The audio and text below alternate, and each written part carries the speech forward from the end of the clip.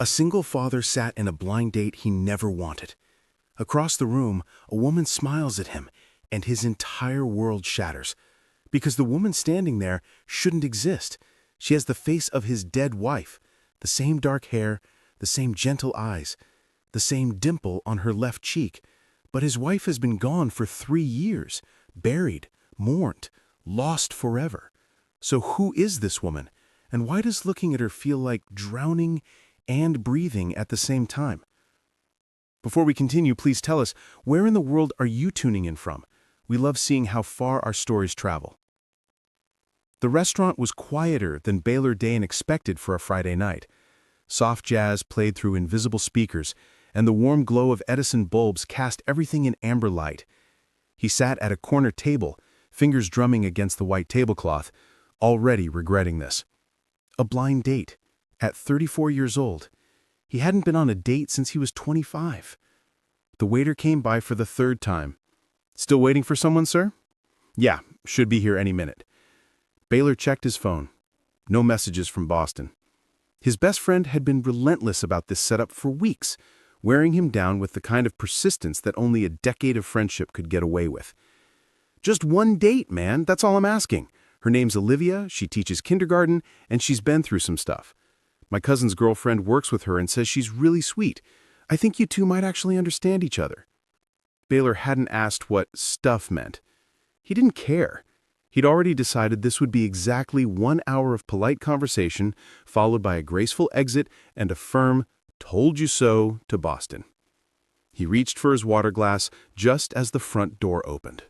A woman stepped inside, scanning the restaurant with the kind of nervous uncertainty he recognized immediately. Dark hair pulled back in a ponytail. She wore a simple beige dress and carried a small purse clutched tight against her side. The hostess approached her, and the woman nodded, smiled that tentative smile people use when they're anxious. That's when she turned toward his table. The water glass slipped from Baylor's fingers. It hit the table hard, water splashing across the white cloth, ice cubes scattering. His hands started shaking. His vision tunneled. The restaurant sounds, the jazz, the conversations, the clinking silverware, all of it faded into a high-pitched ringing in his ears. It was Elise. Elise was walking toward him. His wife, his dead wife, walking across this restaurant in a beige dress, looking confused and concerned and so impossibly, heartbreakingly alive. "Connor?" The woman's voice cut through the ringing. She stood at the table now, her brow furrowed with worry. "Are you okay?" That voice. Baylor gripped the edge of the table, his knuckles white. He couldn't breathe, couldn't think. Every rational part of his brain screamed that this was impossible. Elise was gone. He'd watched her die. He'd buried her. But his eyes wouldn't stop seeing her face. The woman, Olivia, his brain supplied uselessly, reached out like she might touch his arm. "You look really pale. Should I get someone?" "I'm sorry." The words came out strangled. Baylor stood so fast his chair scraped loud against the floor. Other diners turned to look. "I'm so sorry. I can't. I have to go." He pulled his wallet out with shaking hands, threw 2 20s on the table, way too much for a glass of water, but he couldn't think about that now, and walked toward the exit. Not running. Not quite, but close. "Wait, did I—" Olivia's voice followed him, confused and hurt. "Did I do something wrong?" Baylor didn't answer. Couldn't answer. He pushed through the restaurant door into the November cold and kept walking until he reached his truck 3 blocks away. Only then did he let himself fall apart. His phone rang 4 times before he finally answered it. He was still sitting in his truck, parked on a side street, his hands still shaking. "What the hell happened?" Boston's voice was equal parts confused and concerned. "Olivia just called me. She said you ran out of the restaurant like the building was on fire." Baylor pressed his forehead against the steering wheel. "I couldn't do it." "Couldn't do what? Have a conversation? Man, I know dating is scary after everything, but she looks exactly like Elise." Silence on the other end. "What?" "Olivia." Baylor's voice cracked on the name. "She has Elise's face, Boston. The same hair, the same eyes, the same everything. Down to the dimple on her left cheek. I looked at her and I saw my wife." That's not possible." Boston sounded genuinely shocked. I've never met her before tonight. Sarah's the one who knows her from work. She just said Olivia was new to Columbus and seemed really sweet. She never mentioned anything about...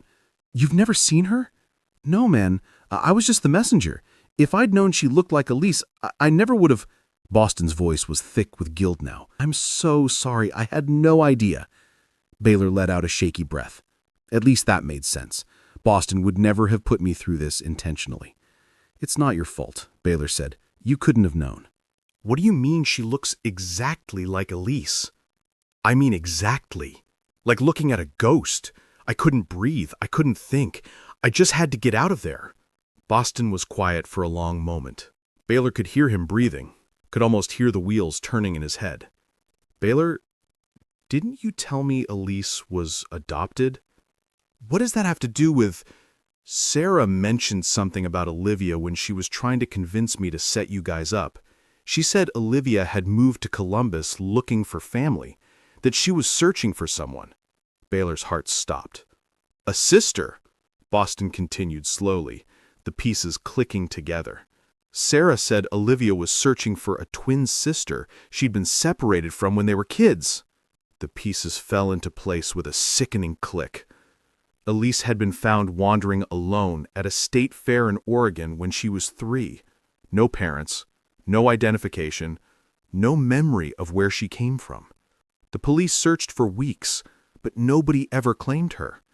She'd spent her whole life believing she'd been abandoned, that nobody had wanted her. I think you just met your wife's twin sister, Boston said quietly. Baylor didn't go home right away. He drove aimlessly through Columbus for an hour, his mind spinning through memories he'd carefully boxed away. Elise at 20, walking into that community center where he was teaching basic car maintenance to single mothers. She'd been late, flustered, apologizing to everyone as she found a seat. When she smiled at him, shy at first, then radiant, he'd forgotten every word of his prepared lesson. Elise at 22, saying yes when he proposed in the parking lot of that same community center. No fancy restaurant, no elaborate plan, just the two of them and a ring he'd saved 6 months to afford. Elise at 23, holding their newborn daughter with tears streaming down her face. She's perfect, she whispered. We made something perfect. Elise at 28, lying in a hospital bed with machines beeping around her. Her body failing, but her spirit somehow still bright. Promise me you'll find happiness again, she'd said, squeezing his hand with what little strength she had left. Promise me you won't stop living. He'd promised, but he'd never intended to keep it. When Baylor finally pulled into his driveway, it was past 9. The house was dark, except for the living room lamp Clara always left on when he was out. He found his daughter curled up on the couch in her pajamas, supposedly doing homework, but clearly waiting up for him. At 9 years old, she was too smart for her own good. How was your date? Clara asked, closing her math textbook. Baylor sank into the armchair across from her. It was complicated. Did she like you? I don't know, sweetheart. I didn't really give her a chance to. Clara studied him with those serious brown eyes that reminded him so much of Elise. Was she mean? No, not mean. Baylor rubbed his face with both hands. She just reminded me of someone. Mom? Sometimes his daughter was too perceptive. Yeah, he admitted quietly. Mom. Clara was quiet for a moment, picking at the corner of her textbook. Do you think Mom would want you to be alone forever? The question hit him square in the chest. No, Baylor said honestly. No, I don't think she would. Then maybe you should give the lady another chance. Clara stood up, gathering her homework. Mom used to say, second chances are how we fix our mistakes. She kissed his cheek and headed upstairs, leaving Baylor alone with thoughts that felt too big for his head. The text came 3 days later, while Baylor was under the hood of a 2015 Honda Civic at his shop. I think we need to talk, Olivia. He stared at the message for a full minute before Boston noticed. That her? His friend leaned against the Honda, arms crossed. Yeah. You gonna answer? Baylor set down his wrench. His hands were covered in grease, but somehow that felt appropriate. Everything in his life felt messy right now. I don't know what to say to her. How about the truth? Boston suggested. Crazy concept, I know. The truth is insane. Hey, sorry I ran out on you, but you look exactly like my dead wife, who turns out to be your long-lost twin sister. That sounds like something out of a bad movie. Yeah, well, sometimes life is a bad movie. Boston pulled out his own phone. I already talked to Sarah, and Sarah talked to her. Olivia knows something weird happened. She deserves an explanation, man. Baylor closed his eyes. Did Sarah tell her about Elise? Just the basics, that you're a widower, that your wife passed away 3 years ago, and also that she looks exactly like your wife, but she didn't went into details. She figured that's a conversation you two need to have face to face. The wrench felt heavy in Baylor's hand. He set it down carefully on the workbench. Where? She suggested Miller Park. Tomorrow at 2. She'll be there. Baylor took a breath, nodded. Okay, he said quietly. Okay. Miller Park was mostly empty on a Tuesday afternoon in November. The trees were bare, their branches dark against a gray sky that threatened rain. Baylor arrived early, as always, and found a bench near the playground where Clara used to play when she was younger. He saw Olivia before she saw him. She walked down the path slowly, hands tucked into the pockets of a green jacket, her dark hair pulled back in a ponytail.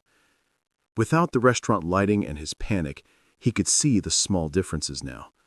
Olivia was maybe an inch taller. Her cheekbones were slightly sharper. Her walk was different, more deliberate where Elise had been fluid. But the resemblance was still staggering. When Olivia spotted him, she hesitated. Then she walked over and sat on the opposite end of the bench, leaving a careful distance between them. For a long moment, neither of them spoke. "Your friend's girlfriend told me you're a widower," Olivia finally said, "that your wife passed away 3 years ago?" Baylor nodded, not trusting his voice yet.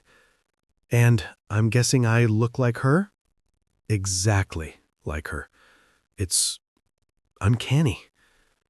Olivia took a shaky breath. "Can you tell me about her?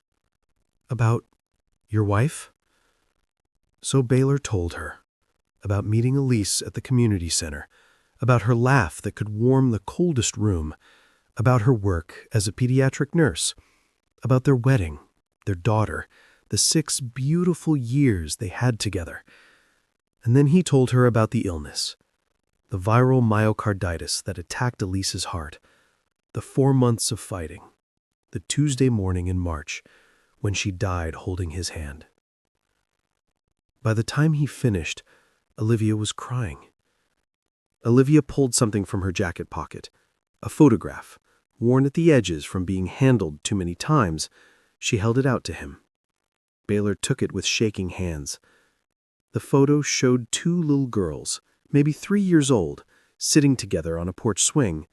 They were identical, same dark hair and pigtails, same bright smiles, wearing matching yellow dresses.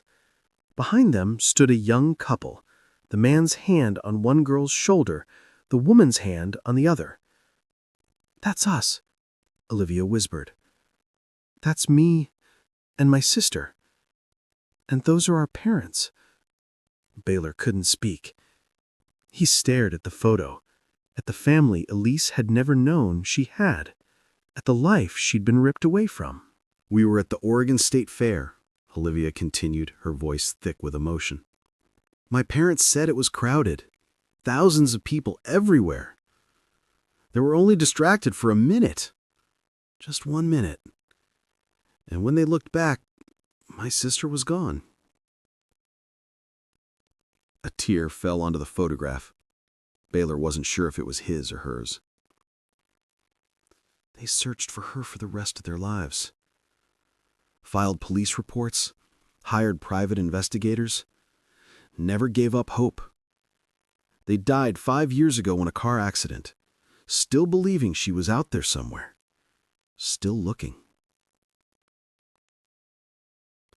She never knew, Baylor said roughly. Elise never knew she had a family searching for her. She died thinking she'd been abandoned, that nobody had ever wanted her. The weight of that truth crushed down on both of them. Olivia turned to look at him fully, tears streaming down her face. "Tell me about her, please. Tell me everything about my sister." They talked for 3 hours. Baylor told Olivia everything about Elisa's resilience, her kindness, her work with foster kids because she understood what it was like to grow up alone. About the way she cried happy tears when Clara was born. About the notes she left in his lunch. About her terrible singing voice and her love of sunflowers. He told her about the good years and the hard years, and the final year when everything fell apart. Olivia listened to every word, crying and laughing and mourning a sister she'd never gotten to know. In return, she shared stories about their parents. Their mother was a teacher, their father a carpenter. They'd been good people who loved their daughters fiercely. They'd celebrated the twins' birthday every year, even when one of them was missing. They'd kept a room ready, just in case. "I've been searching for her since I was 18, Olivia admitted. "I knew I had a twin out there somewhere. I could feel it, like part of me was missing. I've spent years looking through foster care records, reaching out to agencies, following dead-end leads." "And you ended up in Columbus," Baylor said. "I moved here 6 months ago because an old record suggested a girl matching her description had been placed with a foster family in Ohio. It was another dead end. But I stayed because, I don't know, something felt right about this place. The universe had a cruel sense of timing. By the time they left the park, the sun was setting and the temperature had dropped. Clara would be home from school by now, probably wondering where he was. Would you," Baylor hesitated, "would you want to meet her, my daughter? She's 9. She remembers Elise. Not perfectly, but enough." Olivia looked at him with something like hope and fear mixed together. "Are you sure?" "No," I admitted, "but I think Elise would want you to know her daughter, and I think Clara deserves to know her mom had a family who loved her." "Then yes," Olivia said softly, "I'd like that very much." Clara met Olivia on a Saturday afternoon. Baylor had tried to prepare his daughter, tried to explain the impossible situation without overwhelming her, but the moment Clara walked into the living room and saw Olivia sitting on the couch, she stopped dead. "Mommy?" The word was barely a whisper. Baylor's heart broke clean in half. "No, sweetheart," he said gently, kneeling beside her. "This is Olivia. She was your mom's twin sister." Clara stared, her young mind trying to process what her eyes were seeing. Then, slowly, she walked closer. Olivia sat very still, tears already streaming down her face as this little girl studied her with intense focus. "You look just like her," Clara finally said. "I know," Olivia managed. "I'm sorry if that's confusing. Do you braid hair?" The question was so unexpected that Olivia laughed through her tears. Yes, I do. Mommy used to braid my hair every Sunday before church." Clara climbed onto the couch beside Olivia with the fearless trust that only children possess. "Will you braid mine?" And just like that, something shifted.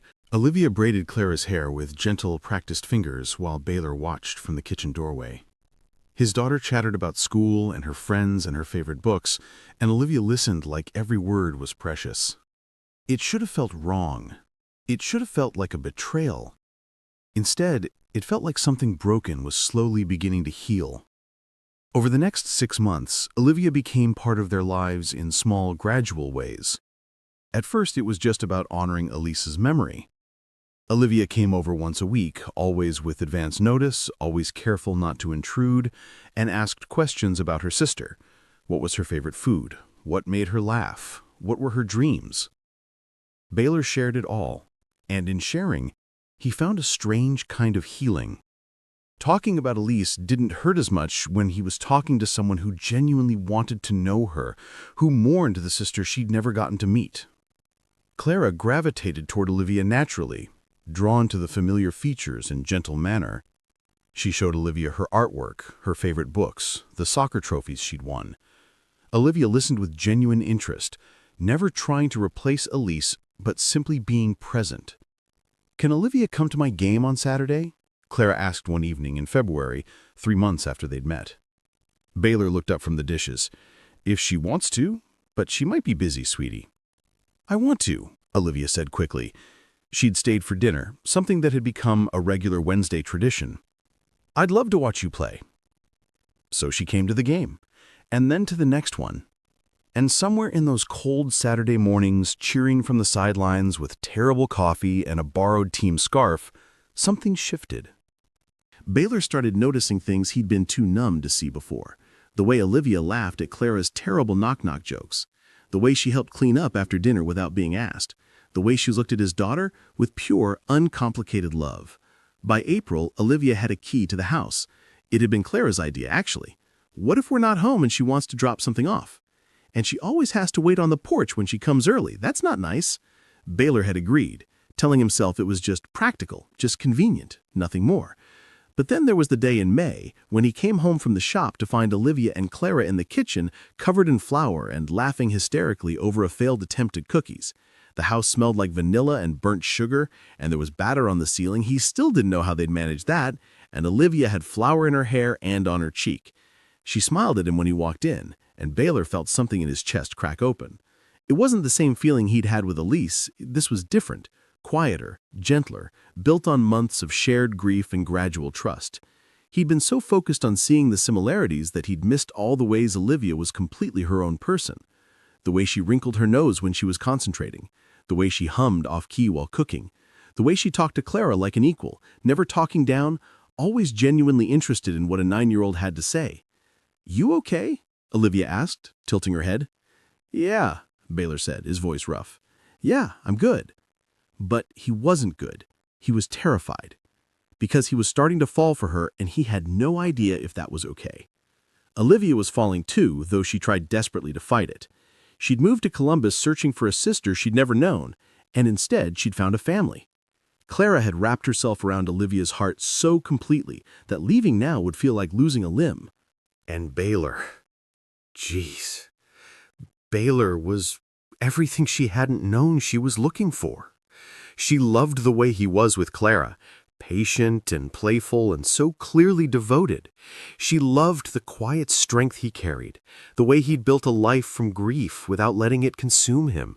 She loved his terrible dad jokes and the way he always made sure everyone else had eaten before he took a plate for himself. But she couldn't let herself want this. It felt like a betrayal. To Elise. To the memory of a sister she'd never known. What kind of person fell in love with her dead twin's husband? What kind of person wanted to step into a life that wasn't hers to take? She told herself she would pull back, put some distance between them, stop coming over so often. But then Clara would text her with a picture of something funny that happened at school, or Baylor would call to ask if she wanted to grab lunch, and Olivia couldn't bring herself to say no. By June, 6 months after that disastrous blind date, Olivia knew she was in too deep. It was a Sunday morning. She'd come over to braid Clara's hair for church, like she did most Sundays now. Clara was chattering about summer camp while Olivia worked through a French braid, and Baylor was making pancakes in the kitchen. It was so domestic, so perfectly normal, so much like a real family that it made Olivia's chest ache. "All done," she said, securing the braid with a hair tie. Clara ran to the mirror, admiring the work. "Perfect! Thanks, Olivia!" She hugged Olivia tight, then bounded off to find her shoes. Olivia stood there for a moment, her heart too full and too broken at the same time. This was what she wanted. This house, this child, this life. But it wasn't hers. It was Elise's. "You okay?" She turned to find Baylor watching her from the kitchen doorway. concern etched on his face.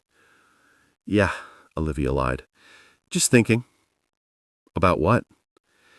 "Everything. Nothing. How much it would hurt to walk away. How much it would hurt to stay, knowing these feelings would never be returned." "About how lucky Elise was," Olivia said instead. "To have all of this. To have you and Clara."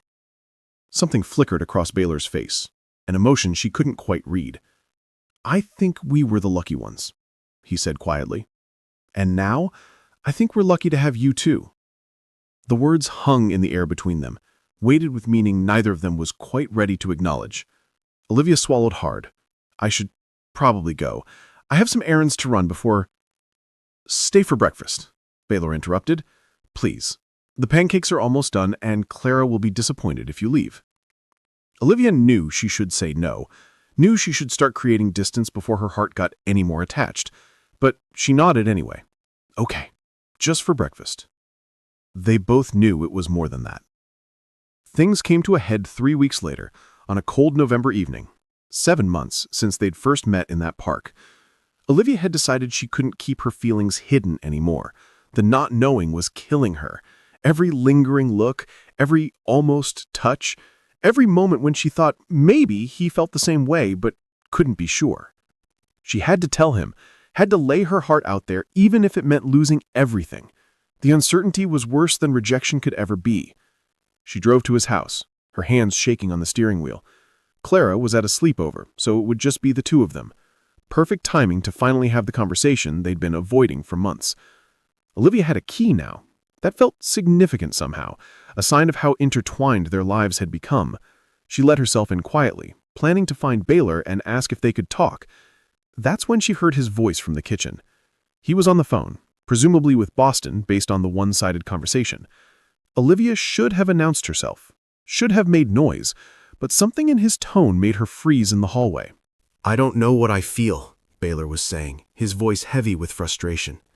"When I'm with her, it's like Elise is still here somehow, like I got a second chance at having my wife back. But is that love, or am I just using Olivia because she looks like Elise?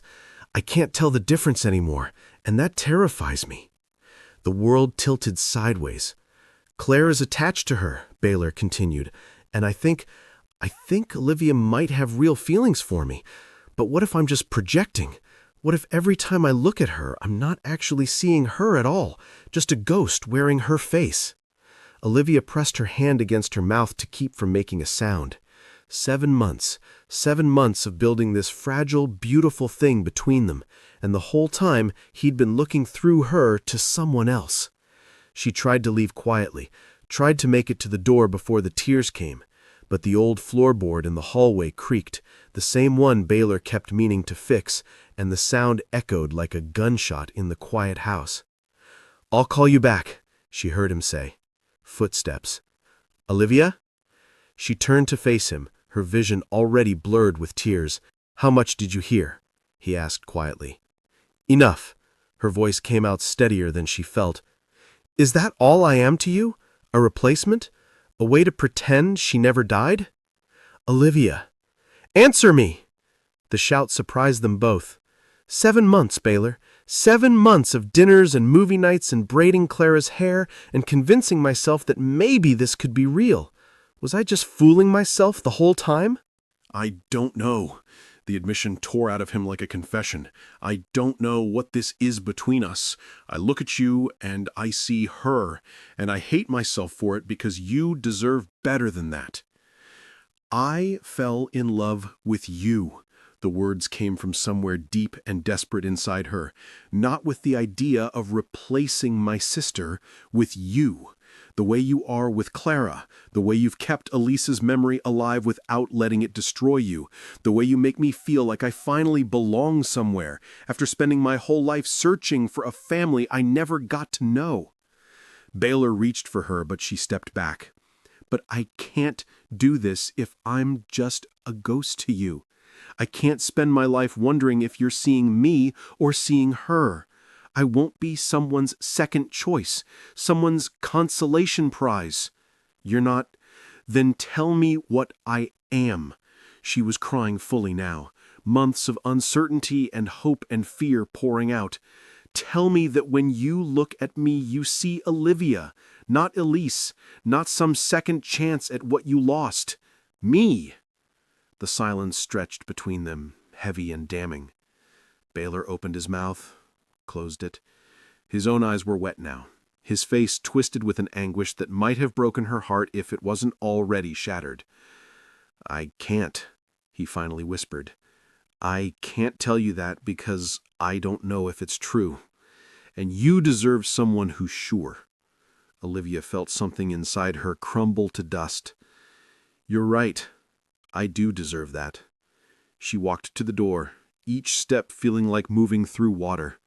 Her hand was on the doorknob when Baylor spoke again. "Please don't go." She turned back. He was standing in the middle of the living room, looking lost and broken and so painfully uncertain. "I think the best thing I can do is leave," Olivia said, surprised by how calm her voice sounded. "I never should have let myself fall for you. I'm sorry. I'm so sorry I messed everything up." "You didn't mess anything up. This is all on me. It doesn't matter whose fault it is." She wiped at her tears with the back of her hand.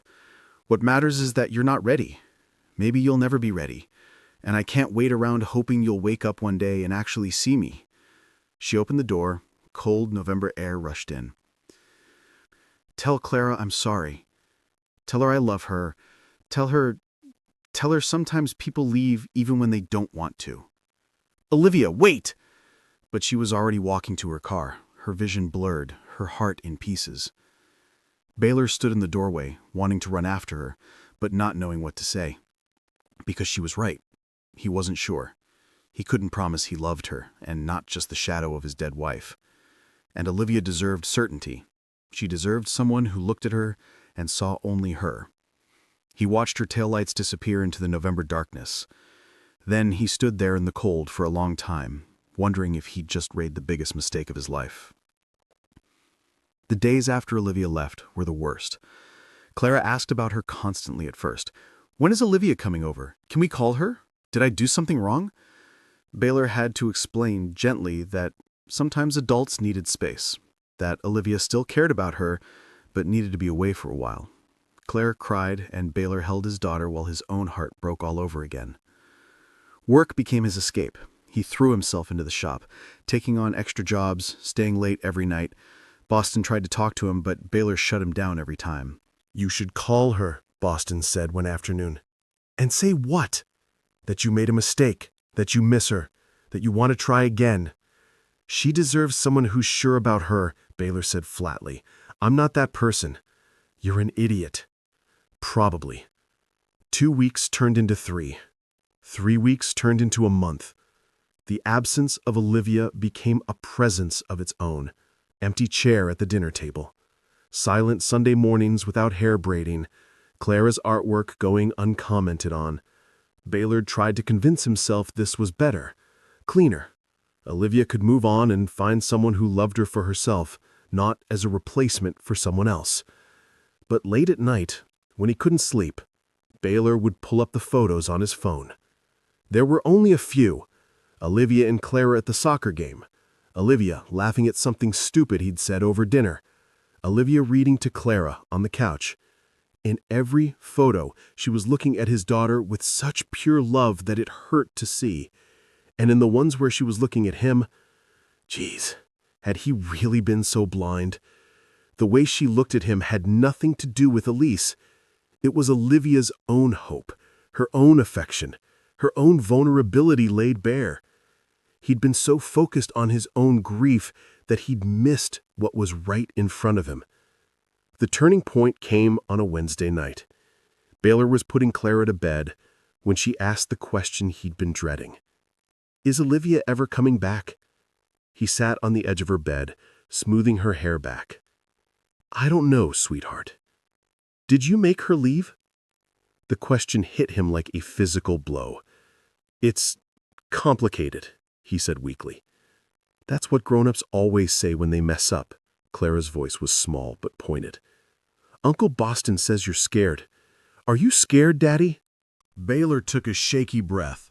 "Yeah, I think I am." Of what? How did he explain this to a 9-year-old? How did he explain that loving someone new felt like betraying someone he'd lost? That every time he looked at Olivia, he saw both the woman he'd loved and the woman he was afraid to love. "I'm scared of forgetting Mommy," he finally admitted, "and I'm scared of not being fair to Olivia." Clara was quiet for a moment, thinking with that serious expression she got sometimes. "Mommy told me something before she died. I was only 6, but I remember. She said love doesn't run out. She said we have enough love in our hearts for lots of people, and loving new people doesn't make us love old people any less." Tears burned in Baylor's eyes. "She said when she died, she wanted us to keep loving people, to let new people in, because that's what love is supposed to do, grow bigger, not smaller." "She told you all that?" "Well, she said it simpler, but that's what she meant." Clara reached up and wiped a tear from his cheek. "I think Olivia loves us, and I think you love her too. You're just being dumb about it." Baylor let out a sound that was half laugh, half sob. "When did you get so smart?" "I've always been smart. You just don't listen." He pulled his daughter into a fierce hug, holding her tight while everything inside him rearranged itself. Elise had made him promise to find happiness again. But more than that, she'd raised a daughter who understood what love actually meant, that it multiplied instead of divided, that opening your heart to someone new didn't mean closing it to someone you'd lost.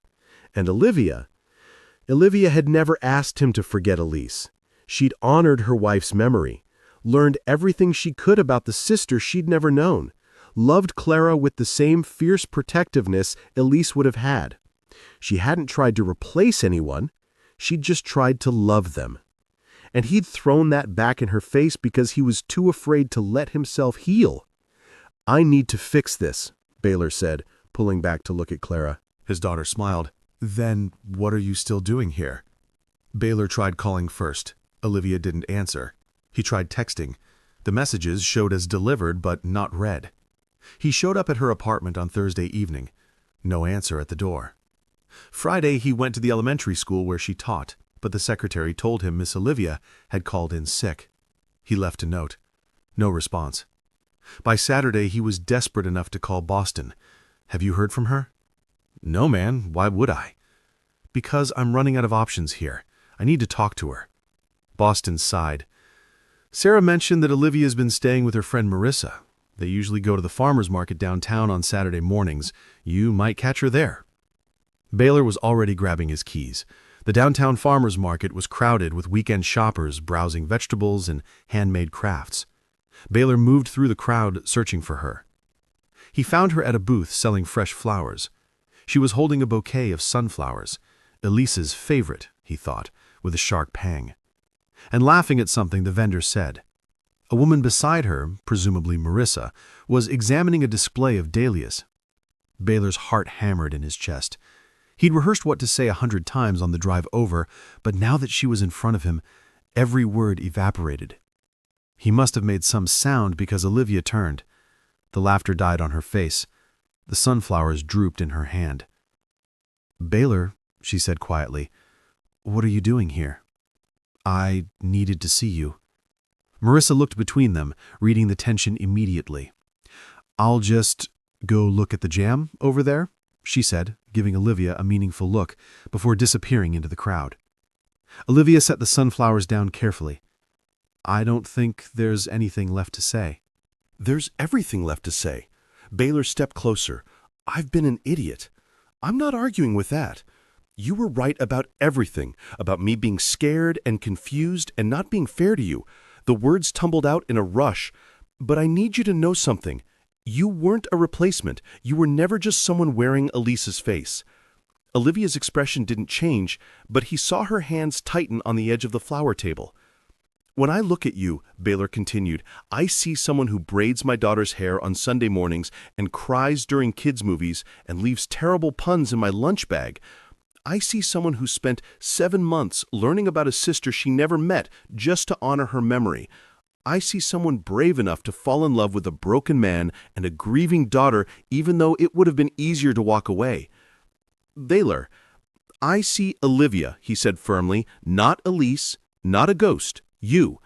And I'm so sorry it took me this long to figure that out. A tear slipped down her cheek. She brushed it away quickly. How do I know you mean that? She asked, her voice barely above a whisper.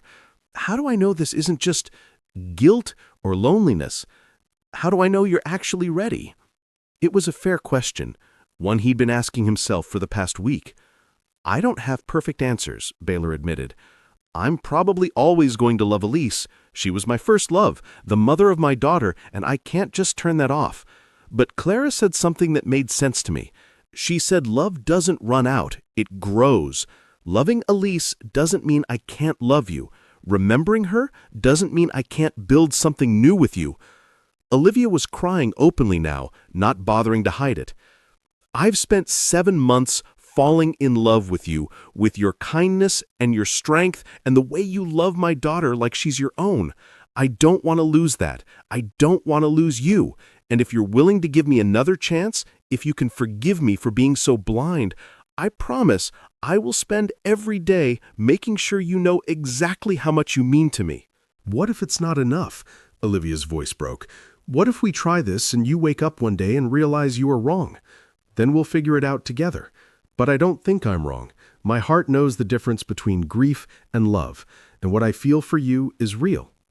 The market bustled around them, vendors calling out prices, children laughing, the smell of fresh bread and flowers mixing in the cold air. But in that moment, it was just the two of them. Olivia took a shaky breath. Clara must miss having someone braid her hair. Hope flared in Baylor's chest. She does. She talks about you every day. And you? Do you miss me? Every single second. Olivia looked at him for a long moment, searching his face for something. Whatever she found there must have been enough, because she stepped forward and let him pull her into his arms. She fit perfectly against him, her head tucked under his chin, her hands clutching the back of his jacket. Baylor held her tight, breathing in the scent of her shampoo and feeling the tension drain from both of them. I'm still scared, Olivia whispered against his chest. Me too, but I think that's okay. We can be scared together. She pulled back just enough to look up at him. If we do this, if we try again, I need you to promise me something. Anything. Promise me that when you look at me, you'll tell me what you see. When doubt creeps in, when you're confused, when you're scared, talk to me. Don't let it build up until it explodes. I can handle honesty. I can't handle being left in the dark. I promise, Baylor said, and meant it with everything in him. Olivia stood on her toes and kissed him. It was soft and tentative, and tasted like tears and hope mixed together. When they pulled apart, both of them were smiling through the crying. Clara's going to be impossible when she finds out she was right, Olivia said. Baylor laughed. She's already impossible. This just gives her bragging rights. Marissa reappeared from wherever she'd been hiding, took one look at them and grinned. So I guess we're not going to lunch angry eating ice cream anymore. Nope, Olivia said, lacing her fingers through Baylor's. I think I have other plans. They took it slow this time. No rushing, no assumptions, just honest conversations and careful steps forward. Olivia came over for dinner that Sunday, chattering a mile a minute about everything that had happened in the past month. Baylor watched them together and felt something in his chest settle into place. This was right. Not easy, not simple, but right. Over the next few months, they built something new, something that honored the past without being trapped by it. Baylor told Olivia stories about Elise, and Olivia shared what little she knew about their parents.